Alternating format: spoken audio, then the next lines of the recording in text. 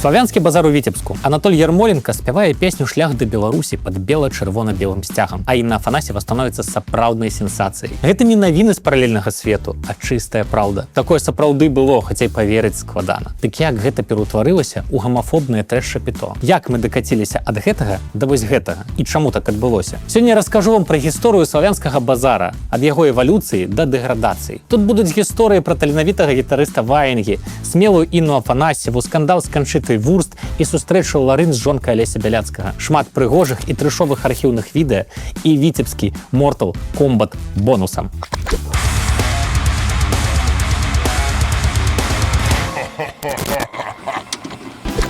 Аднойчы па самым цэнтры Віцебску ехаў трамвай. Вёз ён незвычайных пасажыраў, а назіраў за ім увесь горад. Уся справа ў тым, што ў гэты трамвай змясціўся цэлы джазавы биг-бэнд, а на дзвіне гучалі крамольныя для Савецкага Саюза мелодыі з дэльты Місісіпі. Гэта так званы парад Дыксілэндаў, топавы фестываль і сапраўдная фішка Віцебска.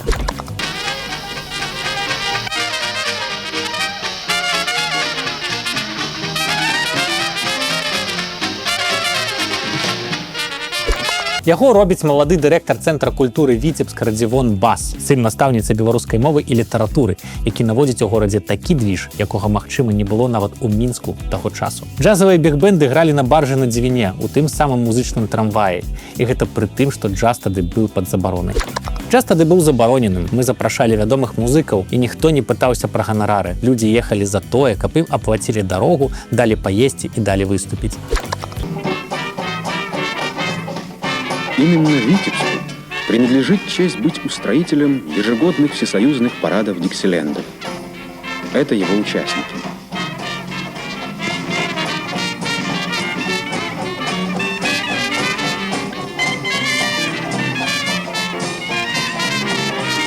Прычым тут славянскі базар? Это вельмі цікавая гісторыя, і зараз я вам усё раскажу. Але спачатку будзе важная абвестка.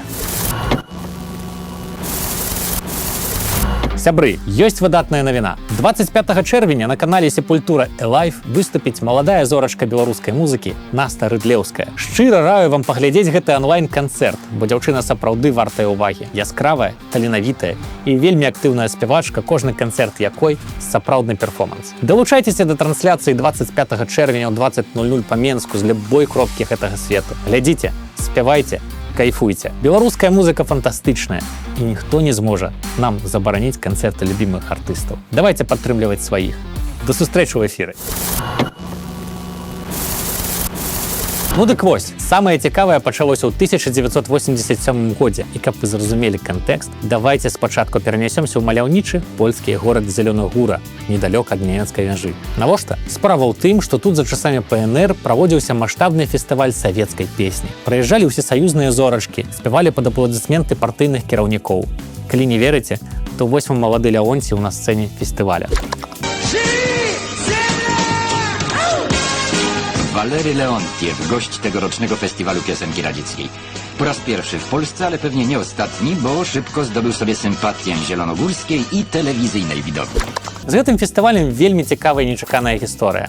Вы моцна здзівіцеся, калі даведаецеся. Але пакуль я падтрымаю інтрыгу, таму давайте вернемся ў савецкі Віцебск. У тым самым 1987 годзе савецкія кіраўнікі вырашылі зрабіць камплімент палякам у выглядзе фестываля польскай песні. Чаму менавіта ў Віцебску? Бо ён горад-пабрацім Зялёнай Гуры. І ў гэтым факце нехта з ідэолагаў заўважыў багата сімвалізму. Што праўда, адразу пачаліся праблемы. Галоўнае, гэта пляцоўка, якой у Віцебску папросту не было. Ну хіба што палац спорту, але для такой прадстаўнічай імпрэзы ён выглядаў занадта правінцыйна. І таму у самым цэнтры Віцебску пастанавілі будаваць амфітэатр, багаты, сучасны. Прычым савецкія тэмпы будаўніцтва сапраўды ўражвалі. Справаздача аб будаўніцтве амфітэатра была апублікавана ў газеце «Віцебскі кур'ер» 23 ліпня 1988 года. Указвалася, што амфітэатр быў пабудаваны фактычна за 6 месяцаў. Прычым нарматыўны тэрмін праектавання будаўніцтва быў скарачаны ў 5 разоў. На будоўлю 3 змены працавала 250 чалавек. Яшчэ 70 працоўных штодня дасылалі розныя прадпрыемствы горада.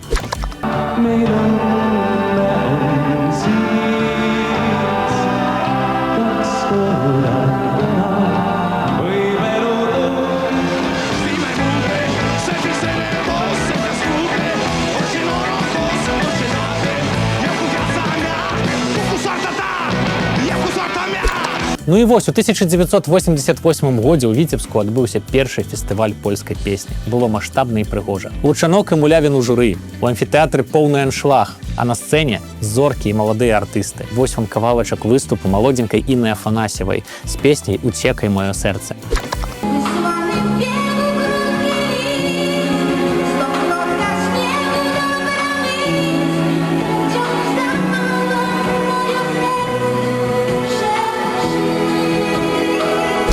У меня была большая сложность с текстом. Первый раз, когда мы выступали у себя в Казахстане, выходили на зону, я пел песню, я совершенно не знал, о чем я пою. Оказывается, песня вообще женская песня. И вот здесь мне уже сделали от мужского лица этот текст. Участники финала могли бы исполнять польские песни в переводе на русский язык или на свой республиканский язык, поскольку у многих из них недостаточно точное польское произношение. Паўтарыць такое атрымалася яшчэ толькі раз, у 1990 годзе. Пасля здох Савецкі Саюз, фестываль у Зялёнай Гуры за ім таксама. Ну і фестываль польскай песні пацягнула ў труну міжнароднага сяброўства. Але зараз вы моцна здзівіцеся. Той самы Зелёнагурскі фестываль адрадзілі ў 2008 годзе, ужо як фестываль расійскай песні. І нават уручалі там прызы: залаты, срэбны і бронзавы самавары. Не верыце? Тады вось вам кавалачак выступу «Максим» у Польшы. Наверное, это мой рай в лучах оконного света.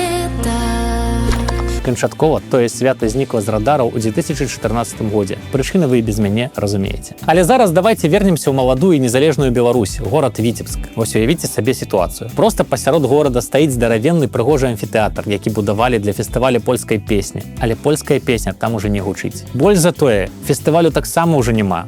Таму бас едзе на перамову туды, дзе заўсёды ёсць грошы. Мы паехалі ў Маскву да сяброў-кампаньёнаў. Маўляў, давайте правядзём фестываль «Новая Еўропа». Было шмат ідэй і гутарак. Усё гэта адбывалася ў гатэлі «Расія», якога ўжо няма. І самым блізкім рэстаранам да яго быў славянскі базар. Не паверыце, але працягнуў менавіта базар, месца, дзе прадаюць і купляюць. Прэтэнзій да фэсту з боку прэсы і з боку высокіх чыноў было шмат, таму што гэта была прыватная ініцыятыва. Чапляліся нават да слова «базар». Маўляў, слова цюркскае, а не славянскае. А пра баль падчас чумы і казаць няма чаго. Былі талоны на прадукты, і свята ў многіх выклікала раздражненне. У выніку фестываль падтрымалі прыватныя ініцыятывы. Расійская кампанія «Іріда» і украінская арганізацыя «Рок-акадэмія». Але самы цікавы пункт – ад Беларусі. Саюз «Зніч», які займаўся дапамогай ахвярам Чарнобыля. Што цікава, яго кіраўніцай была дачка Машэрава Наталля, якая стала старшынёй аргкамітэта фестываля. Ну і ў выніку першы славянскі базар грымнуў у Віцебску ў 1992 годзе. І гэта было сапраўды магутна. Я вельмі люблю пераглядаць гэтыя архіўныя відэа. Маладая незалежная Беларусь, сапраўдныя беларускія зорачкі і рэальна актуальныя для свайго часу фарматы саунд. Зацаніце самі.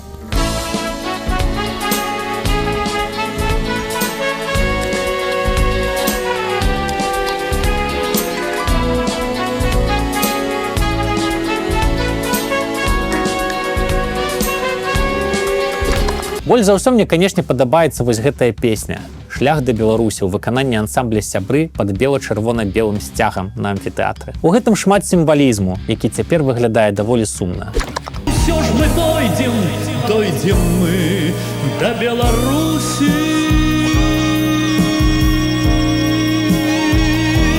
І ўсё ж мы дойдем мы да Беларусі. Але зараз не пра гэта. Галоўную фестывальную прэмію атрымаў тады ўкраінскі спявак Олекса Берест, які прыехаў у Віцебск разам са сваім гуртом UG. Ну і зацаніце, які быў кайф.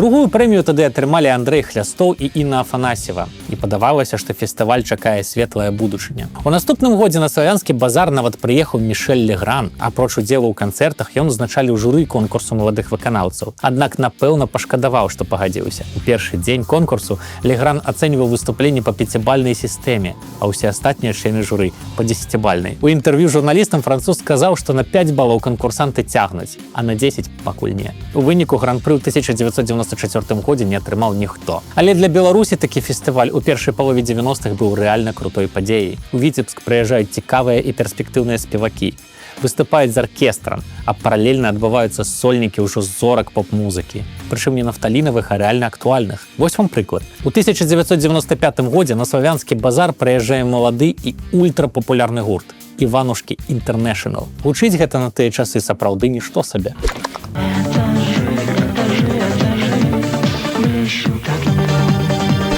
Фестываль праводзіцца пад шыльдай міжнародныя. У Віцебску ўжо ладзіцца знакаміты горад майстроў. Геаграфія ўдзельнікаў сапраўды ўражвае, але акурат у тым жа годзе сітуацыя пачала мяняцца. Да ўлады прыходзіць Лукашенка і едзе на славянскі базар ужо ў статусе кіраўніка дзяржавы. Там ён шмат кажа пра падтрымку фестываля і заяўляе, што ён і ўрад Беларусі з гэтага часу бяруць славянскі базар пад свой патранаж. Што з гэтага атрымалася? Шмат усяго. Наперадзе вясёлыя гісторыі і сумныя відосы. Таму абавязкова даглядзіце да канца гэтае відэа. А зараз хачу паказаць вам вось гэтую кнігу.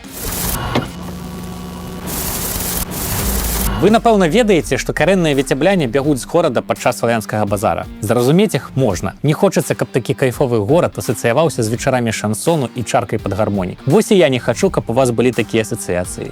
Таму сёння хачу параіць вам вось гэтую кнігу. «Сіні дом. Мая гісторыя Віцебска» Алена Пятровіч. Не энцыклапедыю, не гайд, а вельмі асабістую гісторыю віцеблянкі і яе персанальнага горада. Алена крутая. Яна перакладала Гарры Потара на беларускую мову. Была рэдактаркай маёй кнігі «Гвалт». Ды ўвогуле ў яе цудоўнае пачуццё гумару і выключны густ. Таму, калі хочаце пачытаць гісторыі пра колішні Віцебск, пра Віцебск цяперашні, пра Віцебск мары, вось гэтую кнігу шчыра раю. Яна выйшла ў беларускім выдавецтве «Мяне няма». Гэта незалежнае выдавецтва, якое друкуе сучасных беларускіх пісьменнікаў. Проза, паэзія, эсеістыка і іншыя мастацкія жанры. Біўліт без лімітаў і цэнзуры. Ну і вось вам крутая фестывальная акцыя. Да канца правядзення славянскага базара, то бок да 20 ліпеня, для вас будзе працаваць спецыяльны промакод ад Міністэрства сепультуры на ўсе кнігі выдавецтва «Мяне няма». 10% зніжкі. Шукайце спасылачку ў апісанні да гэтага відэа. Там жа будзе і промакод. Купляйце кнігі выдавецтва «Мяне няма» і кайфуйце, як кайфаваў я, калі чытаў «Сіні дом». Яшчэ 3 гады славянскі базар адбываўся ў Віцебску амаль без радаснага адчування дзяржаўнай падтрымкі. Ёсць думка, што менавіта тады адбудаваўся магутны брэнд. Музычнае свята, падчас якога людзі хадзілі на канцэрты, тусілі ў горадзе і глядзелі Віцебск.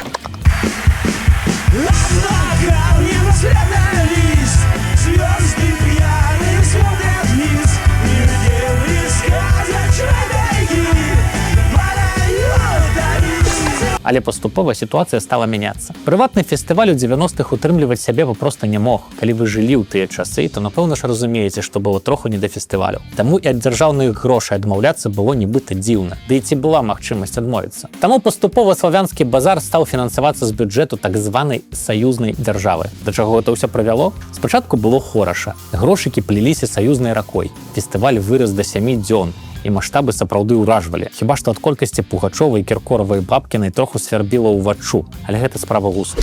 Может быть, хочу улететь я с тобой, желтой осенней листвой, птицы за синей мечтой.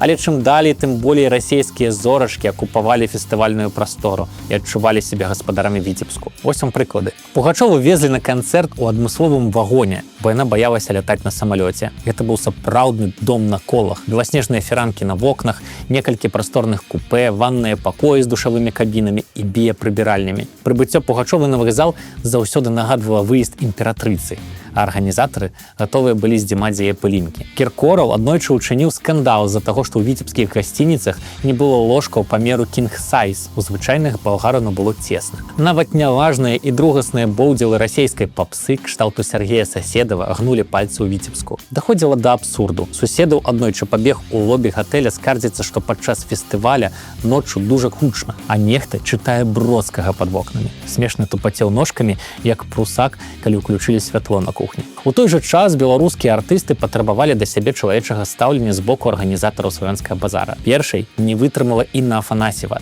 якой прапанавалі пераапранацца ў пакоі з іншымі артыстамі. Атрымалася вось такое сумнае відэа. Инна, у нас есть райдер, где иностранцы требуют отдельной гримерки, потому что Вам фестиваль прислать приглашает свой на него. райдер или что? Это Я не не ко могу мне в понять. дирекцию. Звоните Александру Петровичу Сидоренко. У них есть райдер для иностранцев. Ребята, ну мы должны переработать. ребята, давайте мы не будем вытирать ноги о белорусских У артистах. нас Ермолика так живет, Ланская так живет. Не вытрымліваў нават Радзівон Бас пасля перамогі ў конкурснай праграме гамельчаніна Змітра Даніленка, які спяваў пад расійскім сцягам. Дырэктар фестывалю зрабіў рэзанансны каментар. Дзве дзяржавы, Беларусь і Расія, укладваюць у фестываль грошы, і яны павінны паказваць вынік. Так, летась беларуска-расійскі канкурсант стаў уладальнікам гран-пры, але мне да таго часу сорамна за тое, якім чынам гэта адбылося. Быў вялікі ціск і націск з боку менеджераў гэтага канкурсанта. Прасілі за яго ўсе, хто мог і хто не мог.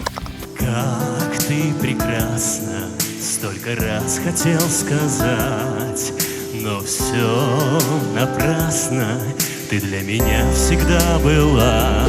Пасля гэтага Бас пратрымаўся на сваёй пасадзе 3 гады. У 2014 годзе яго нібыта абвінавацілі ў расейшчыне на фестывалі і выкінулі з дырэкцыі. На яго месца прыйшоў Александр Сидоренко і стала значна лепей. Адразу скасавалі дні Беларусі, Расіі і Украіны, а замест іх зрабілі адзін саюзнай дзяржавы. Тады ж лупанулі выступы пад фанеру, ад якіх пляваліся нават расійскія зорачкі. Вось вам цытатка ад Паліны Гагарынай.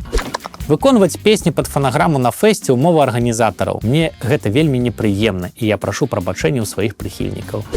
Што праўда, хвалявала гэта далёка не ўсіх. Алёна Ланская, напрыклад, прыгожа спявала ў мікрафон голасам Анатолія Ермоленкі і такім чынам дэманстравала сваю функцыянальнасць і шматвектарнасць. Вы разумееце.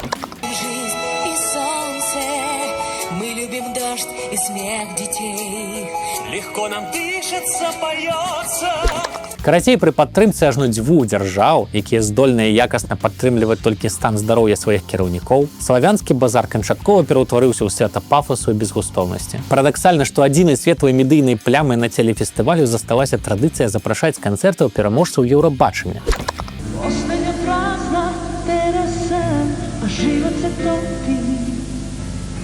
I nestaje brzo ko dlanom o dlan, ko razum te gubim. Але і тут нешта пайшло не так. Аднойчы здарылася такое, што зварухнула кволую латэнтнасць унутры шматлікіх ідэолагаў і дэпутатаў. Перамогу на Еўрабачанні атрымала Канчыта Вурст. Зразумела, палеміка вакол гэтай перамогі была магутная. І тыя ж самыя людзі, што звычайна кулялі чарку пад песняй Веркі Сярдзюшкі і абмяркоўвалі пасля памер яе штучных грудзей, цяпер затрывожыліся наконт традыцыйных каштоўнасцяў. Вось што казаў тады Сидоренко. У апошнія гады мы імкнемся прытрымлівацца традыцыі і запрашаць пераможцаў Еўрабачання на фестываль. Але калі гаворка ідзе аб Канчыце Вурст, то не схаваю. Мы нават не вялі перамовы з менеджерам артыста. Мы настолькі розныя, што пытанняў з-за адсутнасці Канчыты Вурст на фестывалі нават не павінна ўзнікаць.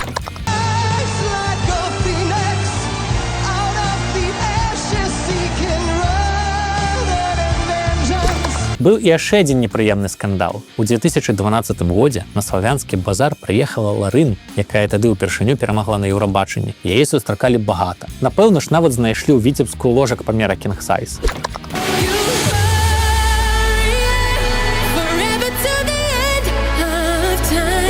Але Ларын не ацаніла гэты прыём і вераломна пайшла сустракацца з Наталіяй Пінчук, жонкай Алеся Бяляцкага, які тады быў палітзняволеным. Яна шмат размаўляла пра правы чалавека ў Беларусі, дэманстратыўна падпісала петыцыю супраць смяротнага пакарання і паехала ў сваю Швецыю, пакінуўшы дырэкцыю фестывалю ў стане глыбокай заклапочанасці і з гарашчымі дупамі. Кіраўніцтва славянскага базара памянялася акурат пасля гэтых, але яно супадзення бывае.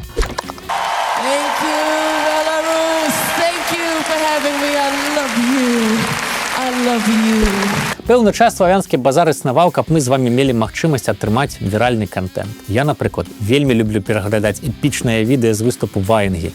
Ейны гітарыст – это, канешне, вялікі майстар. І на Фімаўсціну такое нават не снілася. Але не кожнаму падабалася гэтае хараство. Усё часцей даводзілася чуць, што фестываль ужо не той, і артысты ўжо не тыя. Магчыма, праз тое, што Віцебска купавалі людзі з Шансон ТВ, і ад бясконцы хваравая, калі сапавалаў, вельмі хацелася гарэлкі і паплакаць. Конкурсная праграма неяк адышла на другі план, і хто там перамагаў, ужо мала каго цікавіла. Галоўнай інтрыгай фестывалю было пытанне, калі ўжо Газманаў нарэшце паламаецца ў кульбіце, і яго здадуць на металалом. На жаль, інтрыга захоўваецца дагэтуль. У прынцыпе, у гэтым месцы можна было б і скончыць, але ж не. Яшчэ адна цікавая метамарфоза чакала славянскі базар у 2020 годзе. Ён быццам бы дачакаўся свайго зорнага часу. Калі ўсе астатнія фэсты паадмяняліся праз пандэмію, дырэкцыя славяначкі трыумфальна заявіла: славянскі базар найбуйнейшы open-air Еўропы. Я нават не вытрымаў і паехаў туды паглядзець, як усё працуе. Было багата. На кірмашы прадавалі антыгельмінтныя настойкі, сурковы тлушч, спірт і прадукцыю чашнікі спецадзежда. На сцэне гойсалі расійскія зорачкі, моцна пахла смажанай свіннёй і раскошай. Прывезлі нават жывога Кіркорава. Для таго, каб канцэртныя пляцоўкі фестывалю выглядалі запоўненымі, на прадпрыемствах і ў дзяржаўных прафсаюзах работнікам прапаноўвалі аплаціць палову кошту білетаў, а дзесьці нават выдавалі іх бясплатна.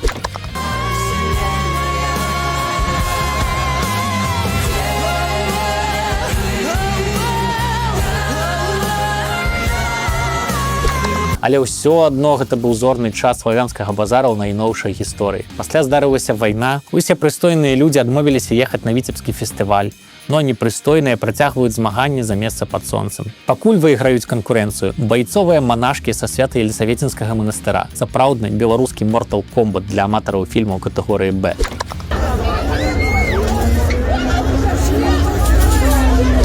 А аднойчы на фестываль прыехаў Сяроў. Калі не памятаеце, это такі артыст, які спявае, нібыта ў ягонай глотцы варочаецца перапяленая яйка. Ну дык вось. Ён шчыра абураўся, што ў Віцебску з ім размаўляюць па-ўкраінску. Яшчэ больш спявак здзівіўся, калі даведаўся, што гэта была беларуска. Я не хочу тебя терять, я не могу тебя терять.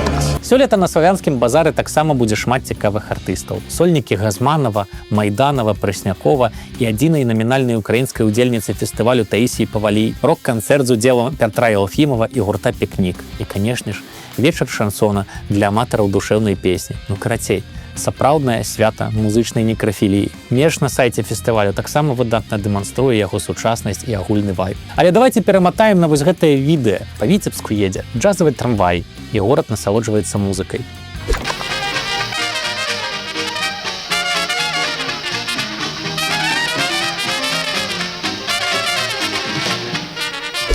Новы амфітэатр, а на сцэне амбітныя зоркі беларускай музыкі.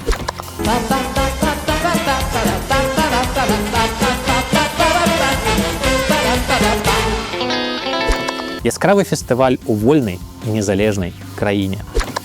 І ўсё ж мы дойдзем мы да Беларусі. Усе гэтыя відэа цудоўна дэманструюць, якой магла б быць Беларусь і на якія фестывалі сюды б маглі прыязджаць людзі з розных краін. Мастацтва не працуе па дырэктывах, і зрабіць нешта вартае ўвагі за жалезнымі турнікетамі папросту немагчыма. Там, дзе працуюць толькі метадычкі ідэолагаў, жыццё спыняецца. Калі не верыце, проста паглядзіце на тое, што цяпер называецца славянскім базарам у Віцебску. Гэта канал Міністэрства сепультуры і я, Саша Чарнуха. Дзякуй, што паглядзелі гэтае відэа. Калі яно вам спадабалася, падтрымайце канал праз сервіс Buy Me a Coffee, а я прынясу яшчэ адну цікавую гісторыю пра беларускую музыку. Да сустрэчы ў міністэрстве! Ha ha ha ha!